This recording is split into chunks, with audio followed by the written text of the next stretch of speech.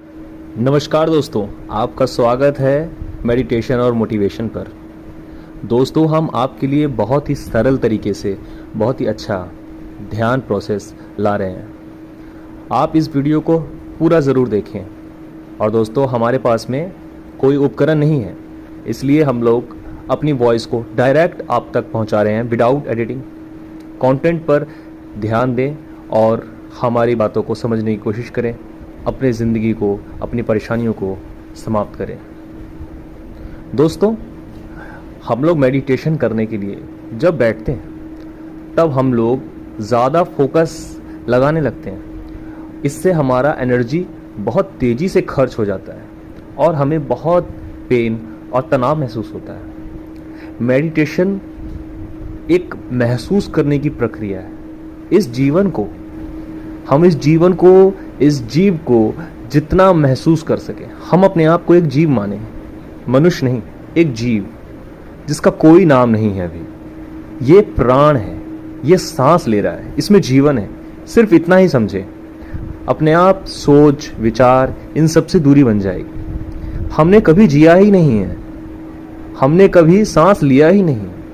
कभी छोटे बच्चे को देखे हैं कैसे उसका पेट ऊपर नीचे होता है, बेफिक्र वो सोता है और वो तेजी से बड़ा होता है और उसकी बुद्धि भी बढ़ती है। जैसे ही उस दुनिया की कुछ बातें हमारे दिमाग में आ जाती हैं, हम कैसे होने लग जाते हैं बीमार। हमारे बढ़ने में कमी आ जाती है, हमारी सोच में कमी आ जाती है, हमारी खुशी में कमी आ जाती है ना। तो दोस्तों, हमें हर दिन इस प्राकृतिक प्रोसेस के साथ जुड़ना है जैसे हम बचपन में जुड़े रहते थे। इसके लिए हमें बुद्धि की आवश्यकता नहीं। हमारे अंदर खुद ऐसी प्रकृति है जो सांस लेना चाहती है। जैसे आप रात में सोते हैं तो सांस अपने आप चलती है, वैसे ही लेट जाएं और अपने सांस को पूरी तरह फ्री छोड़ दें। अपने माइंड को पूरी तरह से ग्रेविटी के कंट्रोल में छोड़ दें। एहसास हो आपको इस ग्रेविटी का, किस तरह आपको खींच रही है नीचे की ओर। हाथ, पैर, कलाई, कंधा, आप लेटे लेटे भी इस प्राण ऊर्जा का एहसास कर सकते हैं, पोषण का एहसास कर सकते हैं। ये पोषण आपको प्रकृति दे रही है दोस्तों, हवा का, एहसास का, पानी का। इसमें भी नमी है, हवा में भी सब कुछ मिलने लग जाता है। बड़े बड़े योगी तो ऐसे ही जीते हैं, थोड़ा सा भोजन करके या फिर नहीं भी करके कई देर तक जीते हैं।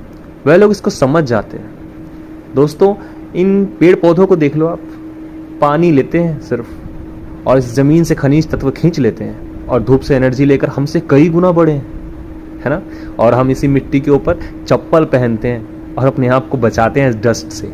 वो इसी डस्ट से पोषण लेते हैं और हमको खिला देते हैं। तो दोस्तों, किसी पर भी आंख बंद करके पूरी तरह भरोसा नहीं करना है।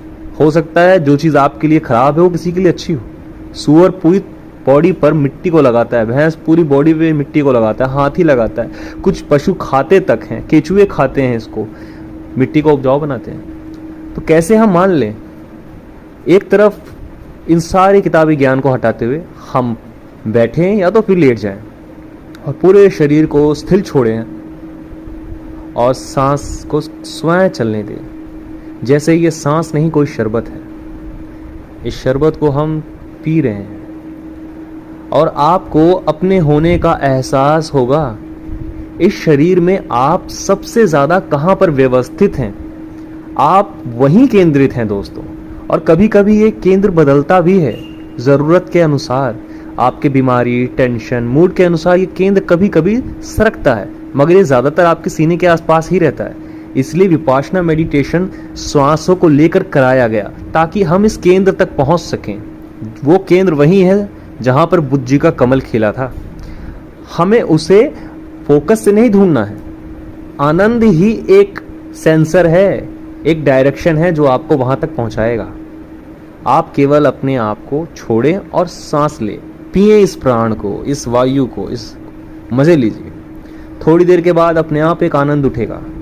उस आनंद के सेंटर पॉइंट को ढूंढिए, फिर जो उसका सेंटर पॉइंट हो वहां थोड़ी देर विश्राम करिए। ऐसे करते करते आप बहुत शून्य तक चले जाएंगे, बहुत महीन तक चले जाएंगे। दोस्तों, ऐसे ही आपको प्राण पीना है, प्राण जीना है। आपके पास प्राकृतिक ज्ञान आएगा। जैसे इस चिड़िया के पास आता है, इस पेड़ के पास आता है, कैसे लताएं यहाँ से निकालनी है कि धूप मिले, कैसे पक्षी एक जगह से दूसरे देश तक चले जाते हैं, प्रवासी पक्षी जो होते हैं, ये सब प्राकृतिक ज्ञान है।